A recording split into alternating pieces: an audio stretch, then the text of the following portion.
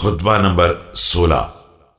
اس وقت جب آپ علیہ السلام کی مدینے میں بیعت کی گئی اور آپ علیہ السلام نے لوگوں کو بیعت کے مستقبل سے آگاہ کرتے ہوئے ان کی قسمیں بیان فرمائیں۔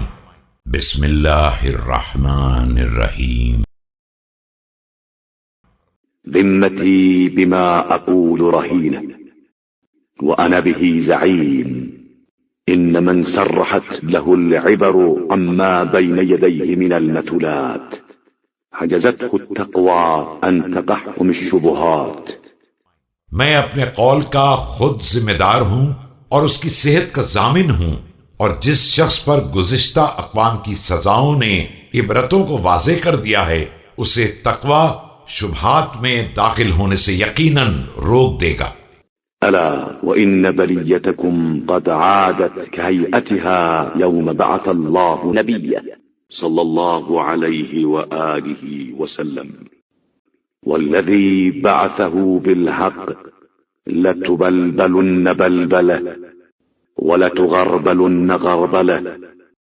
آگاہ ہو جاؤ، آج تمہارے لیے وہ آزمائشی دور پلٹ آیا ہے جو اس وقت تھا جب پروردگار نے اپنے رسول صلی اللہ علیہ وآلہ وسلم کو بھیجا تھا۔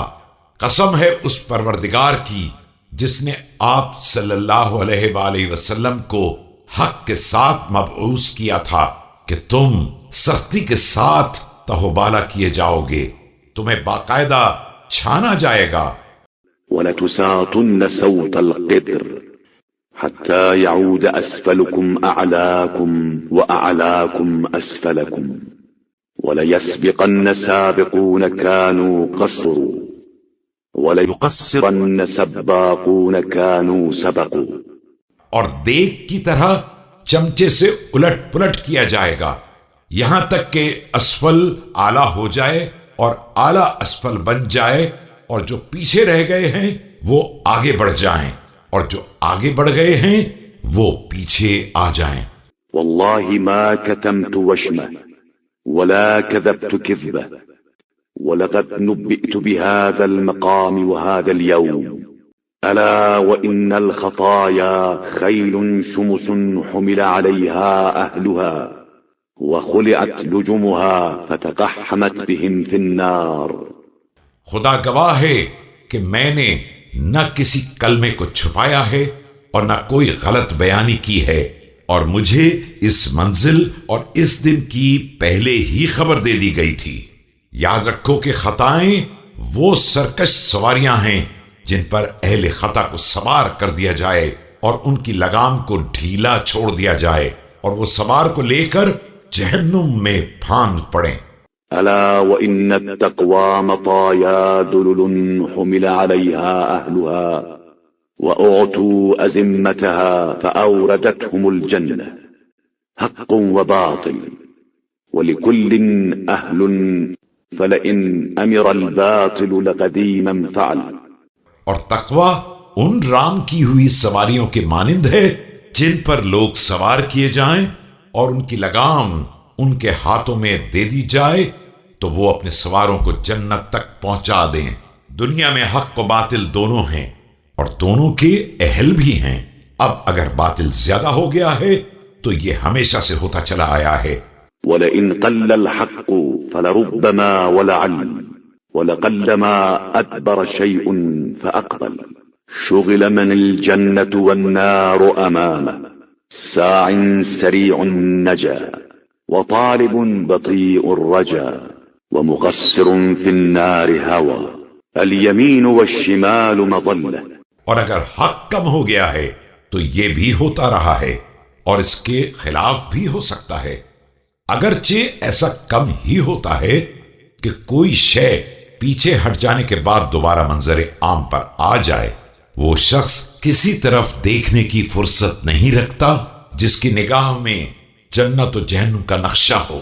تیز رفتاری سے کام کرنے والا نجات پا لیتا ہے اور سست رفتاری سے کام کر کے جنت کی طلبگاری کرنے والا بھی امیدوار رہتا ہے، لیکن کوتاہی کرنے والا جہنم میں گر پڑتا ہے۔ دائیں بائیں گمراہیوں کی منزلیں ہیں۔ والطريق الوسطى هي الجادة عليها باقي الكتاب وآثار النبوة ومنها منفذ السنة وإليها مصير العاقبة هلك من ادعى وخاب من افترى من أبدى سفحته للحق هلك. اور سیدھا راستہ صرف درمیانی راستہ ہے. اسی راستے پر رہ جانے والی کتاب خدا اور نبوت کے آثار ہیں، اور اسی سے شریعت کا نفاذ ہوتا ہے، اور اسی کی طرف عاقبت کی بازگشت ہے. غلط ادعا کرنے والا ہلاک ہوا، اور افتراء کرنے والا ناکام و نامراد ہوا. جس نے حق کے مقابلے میں سر نکالا وہ ہلاک ہو گیا. وكفى بالمرء جهلا أن لا يعرف قدره لا يهلك على التقوى سنق أصل ولا يظمأ عليها زرع قوم فاستتروا في بيوتكم. اور انسان کی جہالت کے لیے اتنا ہی کافی ہے کہ اسے اپنی ذات کا بھی عرفان نہ ہو. جو بنیاد تقوی پر قائم ہوتی ہے اس میں ہلاکت نہیں ہوتی، اور اس کے ہوتے ہوئے کسی قسم کی کھیتی پیاس سے برباد نہیں ہوتی. اب تم اپنے گھروں میں چھپ کر بیٹھ جاؤ. وَأَصْلِحُوا ذَاتَ بَيْنِكُمْ وَالتَّوْبَةُ مِنْ وَرَائِكُمْ وَلَا يَحْمَدْ حَامِدٌ إِلَّا رَبَّهُ وَلَا يَلُمْ لَائِمٌ إِلَّا نَفْسَهُ. اور اپنے باہمی امور کی اصلاح کرو. توبہ تمہارے سامنے ہے. تعریف کرنے والے کا فرض ہے کہ اپنے رب کی تعریف کرے، اور ملامت کرنے والے کو چاہیے کہ اپنے نفس کی ملامت کرے.